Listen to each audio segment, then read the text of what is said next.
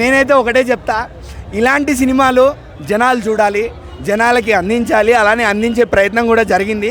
కాబట్టి జనాలు ముందుకు వచ్చి ఇలాంటి సినిమాలు చూసి మన గురించి, మన చరిత్ర గురించి, అంటే అరే మనం తెలుగు రాష్ట్రాల్లో ఉన్నాం కదా, మన చరిత్ర కాదు కదా అంటే అట్లా కుదరదు. మన దేవుడు, మన చరిత్ర, మన భారతదేశం, మన సంస్కృతి, మన సనాతన ధర్మం. సో అందరూ వచ్చి ఇలాంటి సినిమాలు చూడాలి. అసలు ఈ సినిమాలు చరిత్ర ఏంటి, దాని తాలూకా వెనకాల కథ ఏంటి మనకి ఖచ్చితంగా చాలా బాగా చూపించడం జరిగింది. రిషబ్ సినిమా ఫస్ట్ పార్ట్ కంటే ఇది సెకండ్ పార్ట్ చాలా బాగుంది. ఈ సినిమా కాంతారా రికార్డు కొడుతుంది. అంటే అసలు ఆ డైరెక్షన్ చేయడం కూడా నిజంగా హీరో గారు హ్యాట్సాప్ చెప్పాలి. మ్యూజియం కానీ, బ్యాక్గ్రౌండ్ మ్యూజిక్ కానీ, ఇది ఒక సినిమా, ఒక సెన్సేషన్ చెప్పొచ్చు. కాంతారా ఇది ఒక డిఫరెంట్ యాంగిల్ తీసిన డైరెక్టర్ గారు ముందుగా హ్యాట్సాప్ చెప్పాలి. అసలు ఏందన్నా కాంతారా, అసలు ఒక Kannada cinema first part hit కొట్టిన తర్వాత మన సెకండ్ పార్ట్ కూడా దానికంటే డబల్ మించిపోయింది. ఇది ఒక పాన్ ఇండియా మూవీ అయినందుకు మనం చాలా ప్రౌడ్గా ఫీల్ కావాలి. అంటే ఒక కన్నడ సినిమాని కాదు, సినిమాలో దమ్ముంటే ఎక్కడైనా సక్సెస్ఫుల్ అని చెప్పొచ్చు. ఇది ఒక పెద్ద బ్లాక్ బస్టర్ అని చెప్పొచ్చు.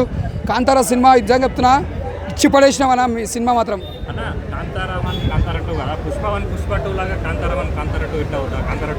అంటే అట్లా ఉంటుంది.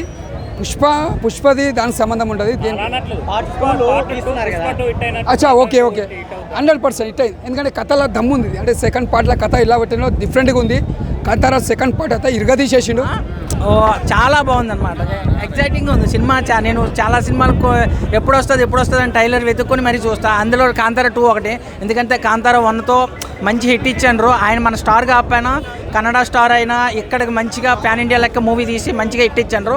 ఒక కల్చరల్ సాంప్రదాయం, కల్చరల్ ఫెస్టివల్ తీసుకొని మూవీ తీసి మంచి హిట్ అయితే ఇచ్చారు.